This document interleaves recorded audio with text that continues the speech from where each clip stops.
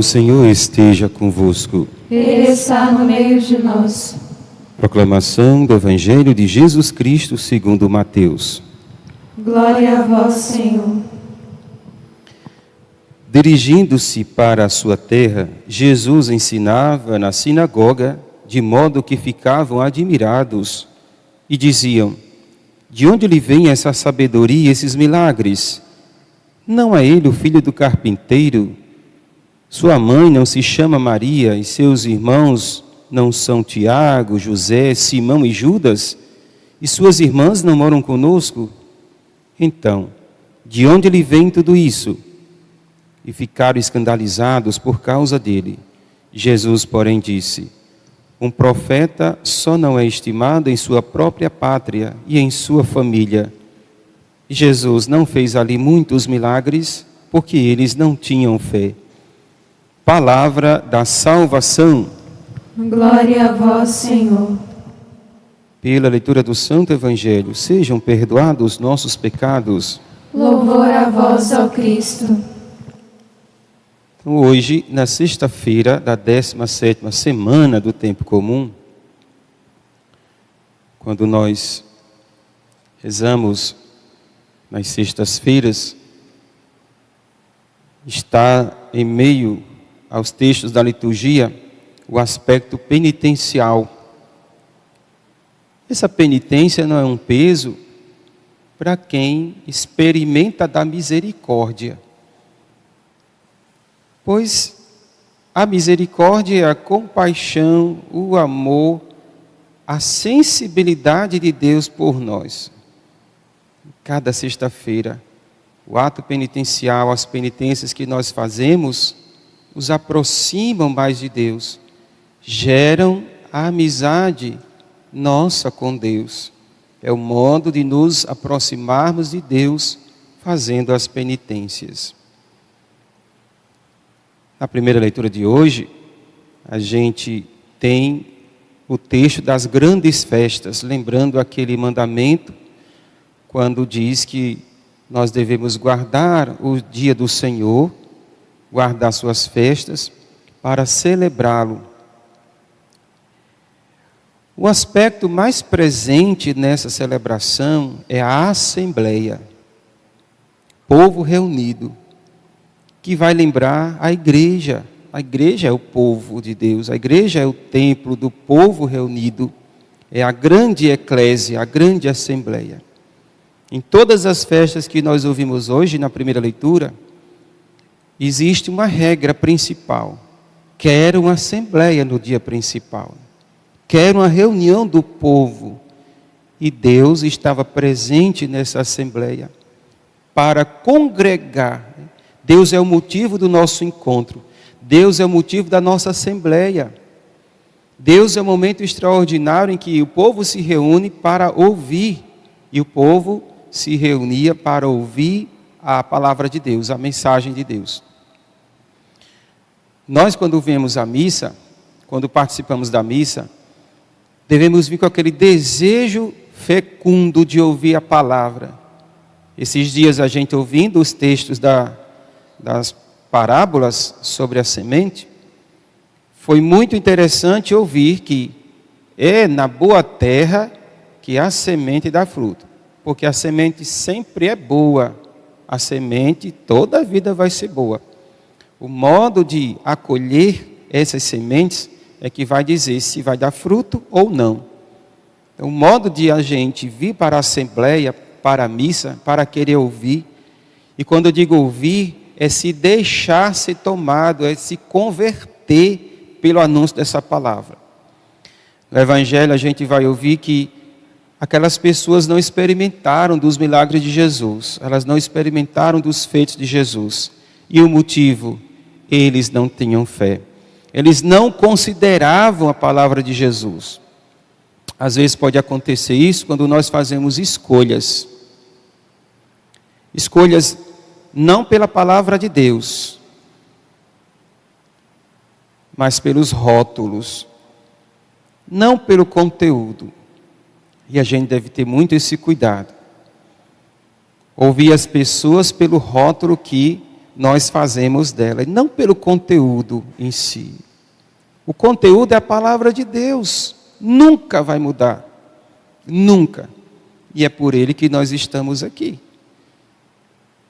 É por esse conteúdo que é Deus, puramente amor e misericórdia, que se apresenta, que nos chama a congregar a uma só assembleia, onde o seu nome é aclamado, o seu nome é suplicado, pelo seu nome nós fazemos as súplicas, por esse gesto, manifestar então a nossa fé.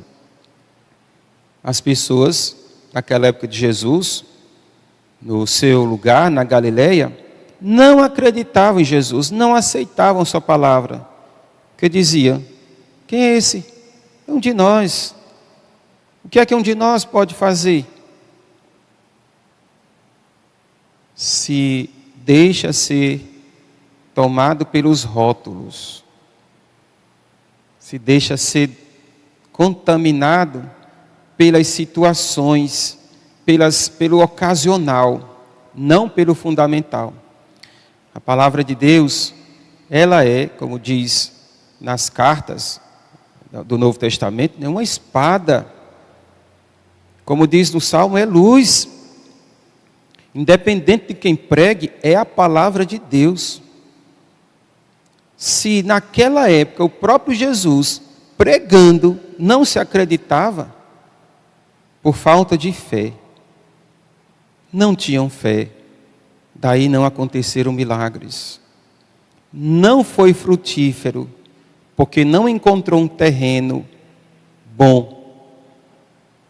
Não é quem leva a palavra, é quem recebe. É quem recebe que deve preparar o coração. É o terreno que deve ser preparado. A palavra é pura. Jesus anunciou essa palavra. Jesus anunciou toda a palavra de Deus, e inclusive deu a ela um novo sentido. E não só um novo, o verdadeiro sentido da palavra. Quando a gente escuta lá, em Mateus capítulo 5, Jesus diz: eu não vim abolir a lei, eu vim dar pleno significado. O que significa o pleno significado? Que essa palavra, ela não está contaminada com os nossos interesses. Quantas pessoas estão na igreja querendo ouvir o que queriam ouvir e não o que deveriam ouvir?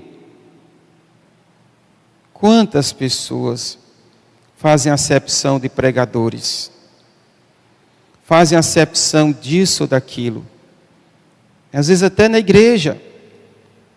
Eu não vou porque esse padre, eu não vou porque é aquele outro, eu não vou para o grupo de oração porque quem vai pregar hoje é fulano, quem vai pregar é cicrano. Mas a palavra de Deus, ela tem poder, independente de quem pregue. Ela é poderosa. Eu vou para ouvir a mensagem de Deus. Se eu não quiser ouvir a mensagem de Deus, eu vou fazer igual a este povo de hoje do Evangelho, que ficaram escandalizados, preferiram viver escandalizados do que acreditar na palavra de Jesus. Inclusive criticando Jesus. Quem é este? Não é um qualquer? É um de nós. Não acreditam nos enviados. Jesus também já vai falar outras vezes no Evangelho que os profetas, desde Abel até Zacarias, foram mortos. Por que eles foram mortos? Porque não aceitaram as palavras deles, daqueles profetas. Fizeram acepção de pessoas. Na igreja eu não posso estar fazendo acepção de pessoas, pois Deus envia quem Ele quer. Repito, a palavra vai ser pregada por tanto quantos forem os pregadores, mas ela será uma só.